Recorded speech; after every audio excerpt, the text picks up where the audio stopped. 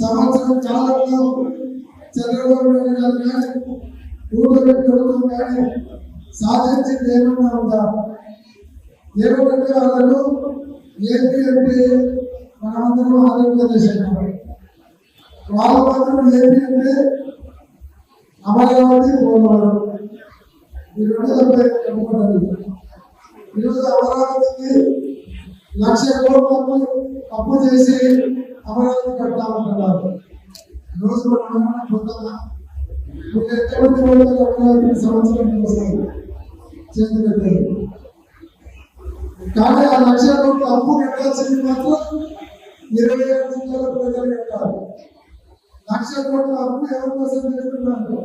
ఒక విజయవాడ గుంటూరు జిల్లాల కోసం 1,00,000 కోట్ల అప్పు చేస్తే మనమందరం కూడా 1,00,000 కోట్ల అప్పు కట్టాలా? మన జబ్బుల్లో కట్టాలా?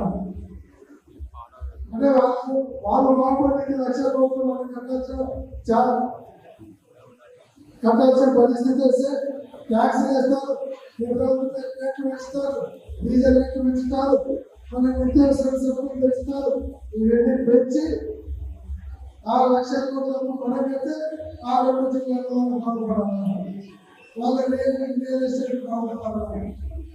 ఒక అమరావతి కోసం 24 జిల్లాలు పనిచేసేటువంటి కార్యక్రమం చేస్తాము. అంతేకాదు ఆ రోజు మొత్తం నాయకులందరూ కూడా వచ్చి చెప్పినారు, కరెంటు రేట్లు పెంచారు, ఏ రేట్లు పెంచారు అని చెప్పి ఈరోజు 15,000 కోట్ల రూపాయలు మన కరెంటు బిల్లులు పెంచినారు. అలా చంద్రబాబు నాయుడు గారు 1 రూపాయలు కరెంటు బిల్లులు పెంచాలని చెప్పినారు. ఈరోజు అయితే కూటమి నాయకులు చెప్తా ఉన్నారు, ప్రజలందరూ పోతే ఆ రోజు లోకేష్ గారు చెప్పినారు, హామీ నిర్వహించకుంటే మా కాలం పడుకుంటున్నారు. ఈరోజు కాలం పడుకోవడం కాదు, ఈ తెలుగుదేశం పార్టీ కానీ నాయకులు కానీ ప్రజలలో పోతే చొక్కాలని ఎక్కడనే విషయాన్ని గుర్తుంచుకోవాలని కూడా నేను చెప్తున్నాను. ఎందుకంటే మీరు ఇష్టమైనటువంటి సూపర్ సిక్స్ అమ్మవారు లేదు, ఆశీర్వాదం లేదు. మీరు ఇష్టమైనటువంటి 15 సంవత్సరాలు కాదు, 18 సంవత్సరాలు కాకుండా 15 ఇస్తామన్నారు. ఇప్పుడు ఇరిగేషన్ మినిస్టర్ గారు వెళ్ళారు, ఏం చెప్పినారు? నీకు 15 నీకు 15 నీకు 15 నీకు 18. ఎక్కడ ఈరోజు ఏ ఏరియాలో కూడా డైవర్షన్ పనులు చేస్తున్నారు. ఈరోజు తిరుమల లడ్డు విషయం తీసుకువచ్చారు. మనకంతా కూడా మనతో పన్నెండేటువంటి ఇంజక్షన్స్ మనకు తిరుపతి వెంకటేశ్వర స్వామి, తిరుపతి వెంకటేశ్వర స్వామి అంటే తిరుపతి ఎవరు పెట్టాలంటే లడ్డు తెచ్చి రావాలంటున్నారు. ఎందుకంటే ఆ లడ్డు అంత పవిత్రమైనది. ఆగస్టు చంద్రబాబు నాయుడు గారు ఆ లడ్డును కూడా రాజకీయాలు పాల్గొనేటువంటి సనాతన ధర్మం ఉంటాడు. మా ఇంట్లో రోజు రామచంద్ర చేస్తాను, నేను భక్తిగా ఉంటాడు, మా నాయన దీపం పెట్టేసి నేర్చుకుంటాను. ఆయన సనాతన ధర్మం ఉంటాడు, ముస్లింలు బిర్యానీ తింటాడు. ఈరోజు అంత ప్రచారం చేశారు కాబట్టి పవిత్రమైనటువంటి ఏకాదశి మాసంలో తిరుమల అపశృతించింది.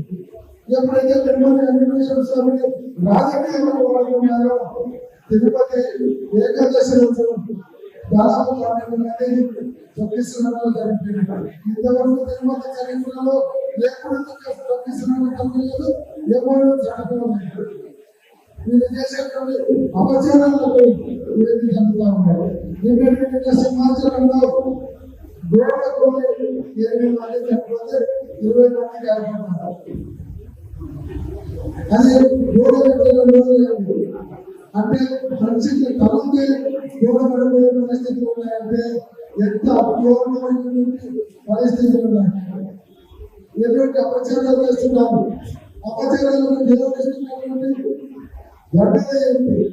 కానీ భగవంతుడు ఆ దండగా అపచారాలు చేసే వాళ్ళకి అమాయకమైనటువంటి ప్రజలు మనకు. ఇంతేకాదు ఈరోజు చంద్రబాబు నాయుడు గారు ఏం చెప్తా ఉన్నారు? ఉద్యోగాలు కల్పిస్తామనుకున్నారు. జగన్మోహన్ రెడ్డి గారు ఉద్యోగాలు ఇవ్వలేదంటున్నారు. నేను 20 కోట్ల ప్రభుత్వాన్ని ఛాలెంజ్ చేస్తూ ఉన్నాను. జగన్మోహన్ రెడ్డి గారి అధికారంలోకి వచ్చినాక 6 నెలల లోపలే 1,30,000 సచివాలయ ఉద్యోగంలో పర్మనెంట్ ఉద్యోగంలో ప్రారంభించే వల్ల సెలెక్ట్ చేసి ఇచ్చినటువంటి ముఖ్యమంత్రి జగన్మోహన్ రెడ్డి. స్వాతంత్రం వచ్చిన తర్వాత ఈవెన్ ప్రధాన ఏ రాష్ట్రంలో ఈ 70 సంవత్సరాలలో ఏ రాష్ట్రంలో 6 నెలల్లో 1,30,000 ఉద్యోగాలు ఇచ్చినటువంటి ముఖ్యమంత్రి ఎవరైనా అందరూ ప్రారంభించారు. అదే జగన్మోహన్ రెడ్డి గారు మాత్రమే చెప్పగలుగుతారు.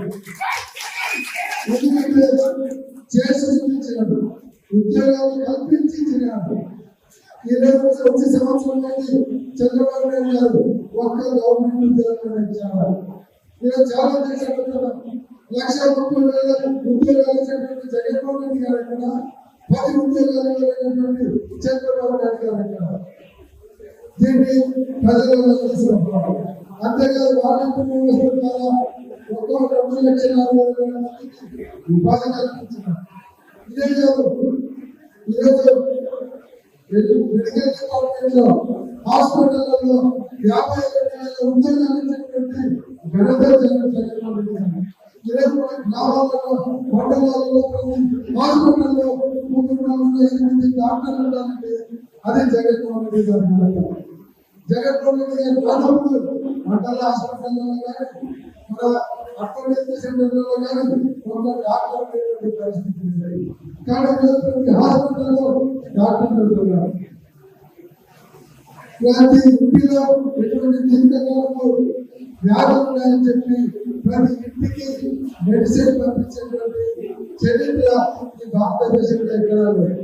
ఇంటికి మందులు తెచ్చేదంటే ఎక్కడ లేదు. ఈరోజు కంట ముందుగా 1వ తేదీ మందులు ఉంటుపోయే పరిస్థితి, తల్లిదండ్రులు కొనుక్కపోయే పరిస్థితి లేదు. ఒక వాలంటీర్ కానీ 4 రోజులు కానీ వాలంటీర్లు కానీ మెడికల్ డిపార్ట్మెంట్ వాళ్ళు కానీ 1వ తేదీ ఇంటికి మందులు తెచ్చిస్తున్నారంటే ఇదొక చరిత్ర చెప్పుకోవచ్చు భారతదేశ రాజకీయాలు. అటువంటి జగన్మోహన్ రెడ్డి గారిని చంద్రబాబు నాయుడు గారు ఏదో ఆశ పెట్టారు, సూపర్ 6 ఇస్తాను, ఎంతమంది పిల్లలు ఇస్తాము అంటే ప్రజలు మోసపోయి ఆశ పడి ప్రజలు మోసపోయి ఇలా చంద్రబాబు నాయుడు అది ఒక్కరు కలిసేస్తే ఓ పక్క జగన్మోహన్ రెడ్డి గారు ఒక్కరుగా ఓ పక్కేమో బీజేపీ వాళ్ళు, ఓ పక్క పవన్ కళ్యాణ్, ఓ పక్క చంద్రబాబు నాయుడు మూకుడుగా దాడి చేస్తే ఏదో 10% ఈరోజు తప్ప 11 సీట్లు అంటే అదే ఘోరమైనటువంటి అపజయం. 11 సీట్లు వచ్చాయి జగన్మోహన్ రెడ్డి వస్తామన్నారు. కానీ ఒక విషయాన్ని నేను గుర్తు చేసుకోవాలనుకుంటున్నాను. జగన్మోహన్ రెడ్డి గారు కాంగ్రెస్ నుంచి బయటకు వచ్చినప్పుడు వెనకబడి లేదు, వాయిదా వాళ్ళ మాత్రమే బయటకు వచ్చారు. వచ్చి 3 సీట్లకు వచ్చారు. మళ్ళీ 150 సీట్లు వెళ్ళారు. మళ్ళీ 11 సీట్లకు వచ్చినా మళ్ళీ కూడా 175 సీట్లు వచ్చినా ఆశ్చర్యం విషయాన్ని చూపించారు.